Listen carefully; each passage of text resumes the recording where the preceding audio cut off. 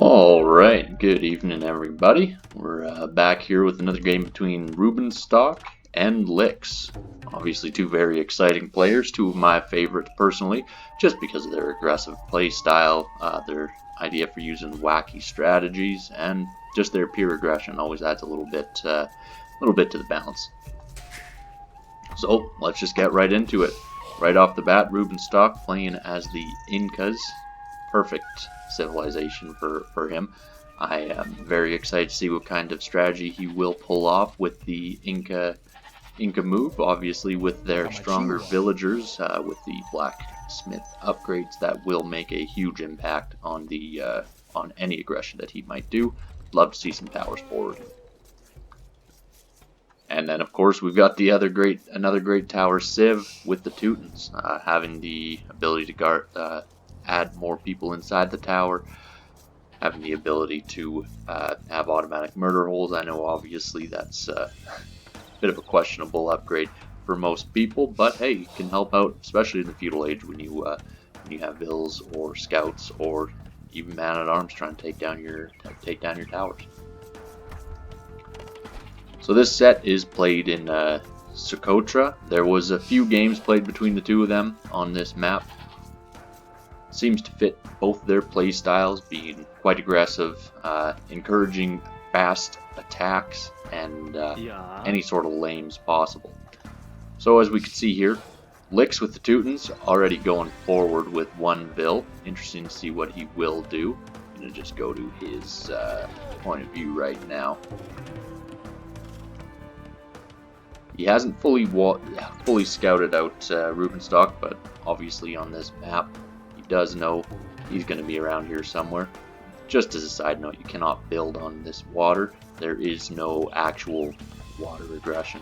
And I love it. Here we go. Coming forward right off the bat. Licks walling off the stone. He knows he's up against Incas, and Incas, they're going to be needing that stone later.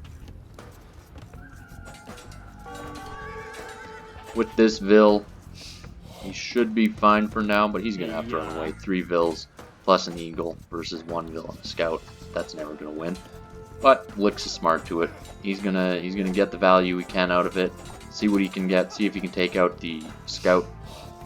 But not going to be able to at this point in time, unless he can cause some distractions. Looking through, they've got both the same amount of villagers, but mind you, this villager was forward. These villagers have been idle for quite some time. It's going to end up being pretty even, but we do have a second villager going forward for Licks, just causing as much trouble as he possibly can.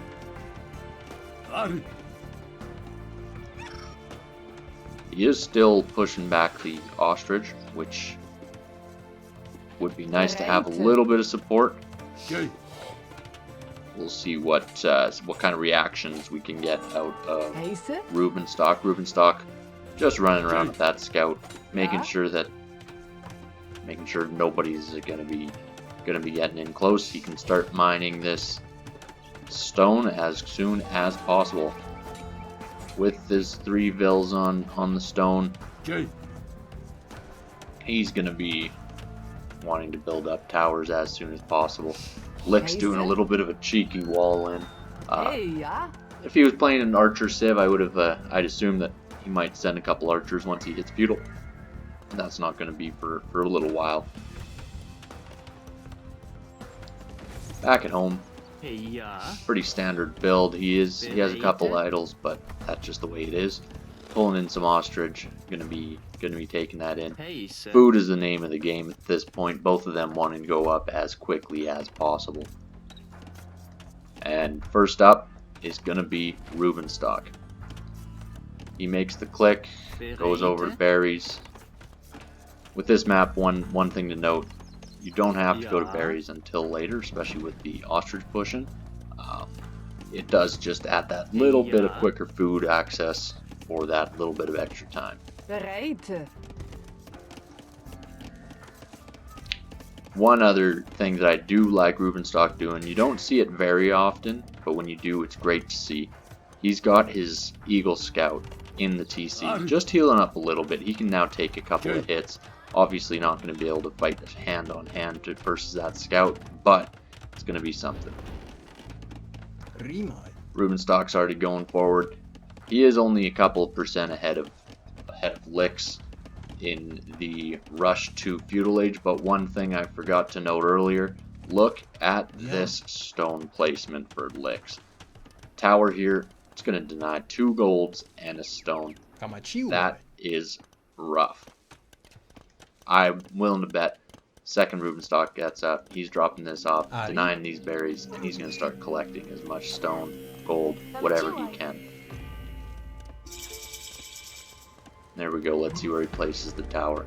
Right here, he's going to immediately wall off. He knows exactly what he's doing. And that tower will go up much faster than Licks' tower. Licks tries to do a little bit of an attack distraction with the scout. See if he can take out. No, he won't be able to get this eagle. The eagle will just go into the TC, heal up a bit, and there we are. Licks. Luckily, only having 1 villain there shooting the arrows, so not too bad on the scout of Licks. Still massive. That is a Vil loss for Licks, and look at this. Rubenstock, 2 Vils ahead already. And when that ends up being 10% of your overall population, that is huge. See if he can take out any of these Vils. Seems to be unlikely when we look at the possibilities. Licks' resources right now just had enough to build that other tower. He will not have enough for a third. When you look at Rubenstock, Rubenstock does have enough for 2 more right now. So that is no problem for him. And once again, he built it just that much faster. With the Teutons though, look at this. You can add extra people in there. Garrison as many as you need. And he does deny that tower just for the short term. Rubenstock has been collecting stone this whole time. He's not too bothered by it. See if we can get a Vil pick here. And not quite there. Gonna be the 3rd tower going up here. And Licks is just running out, taking out this tower as much as possible, causing the issues that he is known to cause. That is how Licks plays. But hey, this is Rubenstock he's up against. Rubenstock likes it as messy as possible, and he's going to be more than happy to be playing this style of game. This tower goes down. This tower gets denied. That is a huge win, specifically against Incan villagers. See where he's going to build a watchtower over here. And once we go back to Licks' point of view, still not enough for that 3rd tower. 1 idle villager here, that's not too major. But one thing to note, Licks has caught up on villager count, 27 to 27. That is massive when you get to this point of the game. Having a 2 villager lead up till this point has really put Rubenstock ahead. However, it only lasts so long. We'll see where Licks ends up putting this 3rd tower. Like, yeah, we'll just be protecting the farms there. And a little bit of that gold. But really, this stone could probably get mined by Rubenstock at any time. He's still got quite a bit on these 2 piles and hasn't yet touched these 2. So if he can take some of Licks' stone, that will be a massive win. This tower, of course, it will be going down soon. Not a huge issue for Licks to be dealing with at this point in time.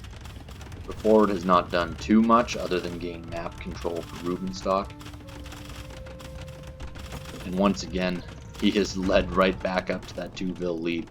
Look at that difference. That is a great play there. However, he's got some very weak Vils up front. Licks' tower will go up. Rubenstock, smart to delete that one, and he's just building one back here just to keep some of that map control that he's been working hard to maintain this whole time.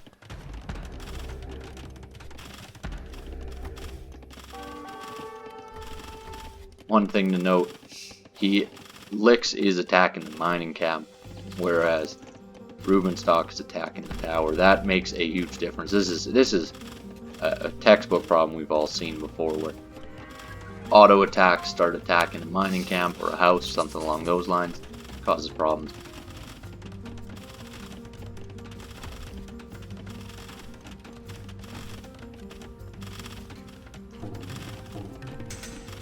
Yeah. Alright, he is going forward, trying to do some sort of attack. Isn't going to pay off. He smartly backs up with these two towers and being able to garrison as many villagers as is necessary. Doesn't make sense. Alright, now just a quick little look around at the ecos.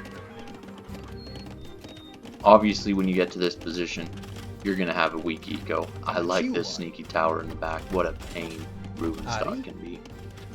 Isn't going to be able to range anything right off the bat, but this gold will eventually be bothered. This wood line might eventually be bothered as he moves up north and to the west. Look at this. These two vills. This is the beauty of Teutons. Obviously, murder holes a lot of us don't see as much of a benefit out of. However, in a situation like this in feudal age, it can actually make a huge difference. This tower looks like it's just gonna go down. Rubenstock running out of stone, and we are at 0 stone for Rubenstock. That is massive. This stone pile fully out. He has not been collecting here because his vills who were collecting from stone automatically went to gold. It's these little things that can be a total pain when you're playing. We've all played those situations. Walling in this tower here. I don't know if Lix has really noticed it much. He's been so focused on the front. He probably saw it, something along those lines. But this vill gets in, that's going to cause some issues if he can sneak up a second tower. That is massive. Rubenstock really pushing, collecting as much stone as possible, pushing for gold as well. Wouldn't be surprised if we didn't see some trading or something along those lines. Well, not trading, selling I suppose would be the proper term. What we do have is Rubenstock. He is going up to Castle Age. With him going up to Castle Age, he is putting down this barracks off the bat. If he can get a couple of military out, just 1 or 2, that is going to be massive because, oh, here we go. He tries to sneak this tower, and it is not going to be brought down. Right now, we're in a messy little stalemate here. This tower will go up for sure. But really, all he's doing, Rubenstock, is just causing problems up front, as he's so well known to do. This vill, I mean, he's farming. He's stealing farms. He's not getting anything other than just complete waste. You know, buy a farm, build something. These vills will go in the tower. Oh no, they're gonna rush it down. Look at that. Not fully walled. So now there is a little window here. Rubenstock is in feudal age first, or in castle age first. See what he comes up with right off the bat. We've got Bodkin Arrow, and in the barracks we've got another Eagle Scout coming through. Stone is all out for Lix, so he is in a, look at this villager, what a pain it is to play against Rubenstock. Even this scout just running around, causing damage, causing problems. But what the Teuton player is going to be doing is he will be going into Knights. You can see already he's getting the first defense upgrade. And Knights are going to just shred Eagle Scouts. They're even going to shred the battering ram that's coming out pretty quick here. One thing to note is just all of the idle time that Lix has had. He does have a 5 vill lead right now. Some of that is just strictly because, oh, he loses the tower here. Some of that is strictly because he was up to Castle Age a bit slower. But it is just going to be a little bit more pressure there. second stable coming out. He does have quite a few on this gold. Now he's opened up this second gold, but once he gets through those, he's not able to collect this gold yet until he builds these knights. Couple knights forward. Rubenstock says, you know what? Build your knights. Go ahead. I don't care. I'm switching to pike. 2 knights here. They're going to go through. What are you going to do at this point against 2 knights? It's amazing what a big difference it is going feudal to castle. These 2 knights alone, they can fight underneath anything that feudal army can bring forward. They're going to be taking out villagers. They're going to be taking out towers. 2 vills go down. That vill lead that Lix had now goes up to 7, and the 3rd knight comes forward, and he will just help out, cause more issues. He's taking fights against the pikemen. That's one of the beautiful things about early knights. They are so strong in early castle age. Just such a big difference. If you think about it, if you've got crossbows, it takes a little while to mass them up, and it makes a huge impact. Obviously, once you get that mass, you could one-shot knights. I mean, they can't do anything. But this early castle age, where there's no ability for the enemy to fight back, causes huge issues. And with the knights, you get mobility. Look how long it took for that pikeman to follow through. Now there's a 9 villager lead. Just massive lead right now, causing so much damage here. Wouldn't be surprised to see the GG soon. These villagers are dropping like flies. 13 villager lead now for Lix. His eco is looking beautiful. Rubenstock looking a lot more messy. Lots of waste here. Going forward though with a few other villagers. He has enough for a couple towers, but not enough for a castle or anything along those lines. I would love to see Kamyux. I just like that unit. This tower, he's tried to make it before. It's going to get denied. These 5 knights are going to come through.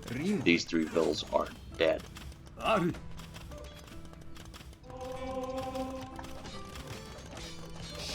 Playing as Rubenstock. You do want to see a couple monks convert to knights. I'd love to see this knight run over and get that monk, but they're instead going to run right past Siege Workshop at the front. These pikes will probably end up denying at this point in time. And they get the vills. But at this point, it's not making too much of an impact. Still a 10 vill lead for Lix.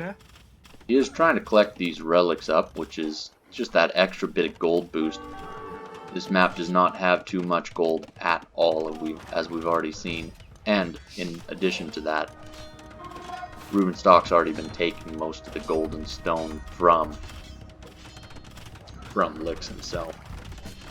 These knights, 7 knights, they are going to wreak havoc around this TC. It will end up going up. I mean, look at these vills out here. No way it won't. However, it will cause multiple issues. Lots of dead vills. Now 17 vill lead. But this is Rubenstock we're talking about. He's still building towers in the back of Lix's base. Just to be a pain. A total pain.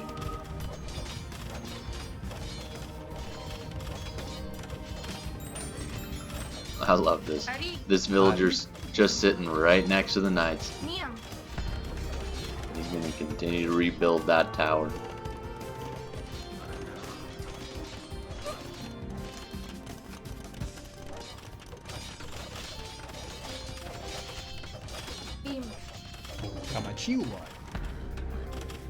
Yum. He must be sitting inside. Bit of a glitch there, but that's okay. Here's the Siege Workshop, and GG. Rubenstock ends up calling it. At the beginning, it could have gone either way. There was a couple of quick towers that saved Lix, really saved Lix, and caused a huge impact. But all these vills lost in the back. All these vills wasted sitting in that tower at the end. I mean, Only 28 villagers at the end there. Licks was almost double the villager population, plus 15 knights. It's going to make a huge impact. Well, I suppose slightly less than 15 knights. He had a couple monks out here. But overall, fairly good game. Take a look at the stats. Not as one-sided as you would first assume. Obviously, when we look at the military, and it's going to be 100% licks. But when you look at stuff like the technology, I mean, Rubenstock was much faster going up. He was moving faster. He was going faster. Economy was a little bit more split. Rubenstock obviously stealing a lot of the stone from Lick's base, and collecting a little bit more wood. Not as big of a deal, but this gold collection was massive. Overall, great, fun little game. Licks, well played.